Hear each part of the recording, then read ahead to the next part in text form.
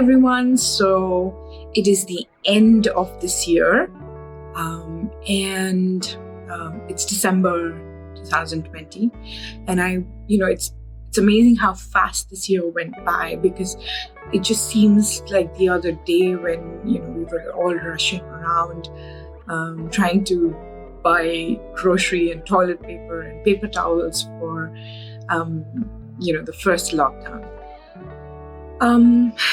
I won't make light of the situation. Yes, this year has been very tragic. It's just so many ways, so many lives lost, so many, so many businesses around me are closing down, just so much natural disasters. And so, yes, this year has been very tough, but it's a year that will be a collective experience for all of us around the world. We've all faced this together. We were all in this together. So the 5 blessings of 2020. The first one, for me, has been to overcome my biggest fear in life. And my biggest fear, I recognize, was the fear of being alone. I have always been someone with very little self-confidence. Growing up, I remember just talking to people would make me nervous. I've been afraid to be alone. That was my biggest challenge, my biggest fear. 2019 was a very tough year. It was the end of my family unit.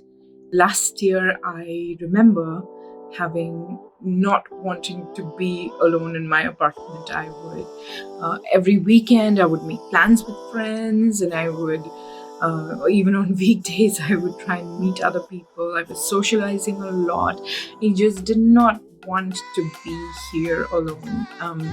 In fact, there's a video of me from Diwali 2019 practically in tears, because there was a power cut and I was all alone. So this year in March, when I was actually physically forced to be alone in my apartment for about a month, I had to face it. The fear of being alone. I spent the first week just in bed, just sort of, hopeless and then heartbroken and alone and sad. And I was just getting up to grab a bite to eat and then right back to bed, because I didn't know what was going to happen to me. I was afraid. But then after a week, I got up and I sort of I was alone, but it was just so calm and so peaceful. I listened to a lot of music. I ate a lot of food I like. I sort of, read a lot, watched a lot of movies, and lo and behold, I made it through a month, and it just gave me a lot of time to think about my situation and think about myself and what I wanted. And for the first time, I didn't have to worry about other people. It was just me, and I had to take care of myself. And it taught me a lot about myself. One of the things is that I'm not a very negative person, and I'm pretty adventurous. Thank you, 2020, for forcing me to face my biggest fear and conquer it. Number 2, learning new things and taking up new hobbies. I think a lot of us did that, right? From the number of cooking videos that were posted on Facebook, to people who took to exercise, to people who did gardening, and so many hobbies everyone took up. I did too. I cooked a lot, and things that I wanted to cook.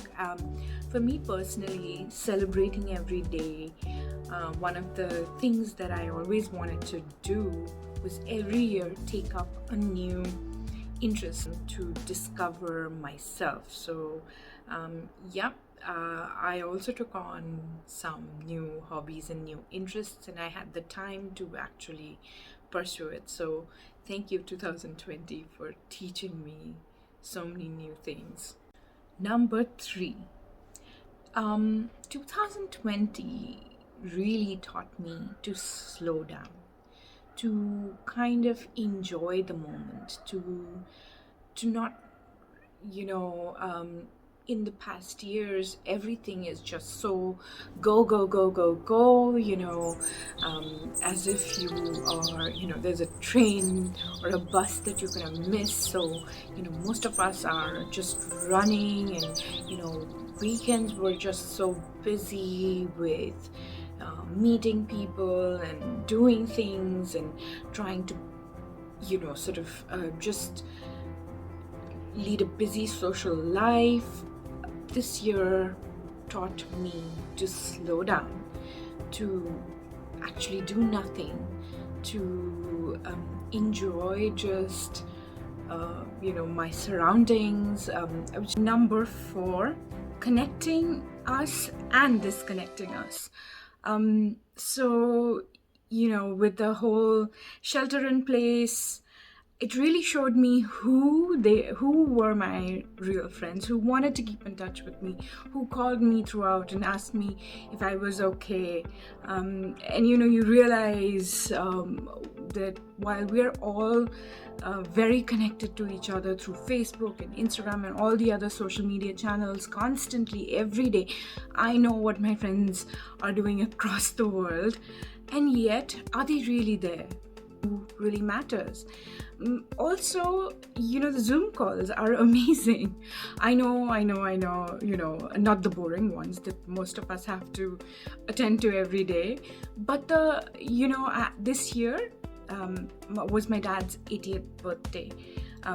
I had planned to go to India and celebrate with him. Obviously couldn't do that, but the alternative that I figured was to have all my family across India and across the US actually make video messages and attend a Zoom call together. It was my cousins and their kids and my kakus and mamima, and it was just amazing to have all those people together. So also I'm able to attend classes at Berkeley. I'm able to do so many different sort of activities. I attended a cooking class, a wine tasting class, Zumba classes, all online. My gym is online, and you really don't have to get up and get ready and go anywhere to really to educate yourself and entertain yourself anymore. So yeah, that's been amazing. All right, number 5 and final thing that I want to say. So it's this year more than any other year has sort of brought us face to face with our mortality. And we all plan long term, like 2 years down the line I will do this, and tomorrow I will do this, and I will, for me perpetually, I will eat healthy tomorrow. Has been what it has been for of late. But yet, do we have any guarantees of a tomorrow? And this year has really sort of brought that home, that there's no guarantees to how the world will change tomorrow.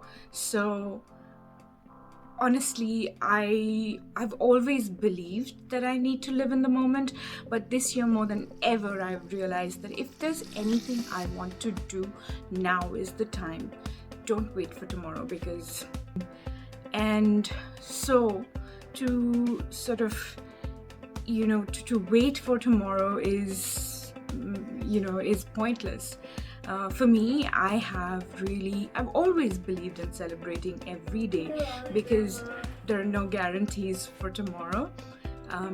So living in the moment, living for the small joys, the small things, the fact that I can hug both my girls. I don't know what tomorrow will bring for me, but but whatever today has given me is wonderful, and I'm very thankful for everything I have right now. So thank you, 2020, for being this year that allowed me to heal, to feel strong, to feel in control of myself, to sort of look around and see the beauty that surrounds me.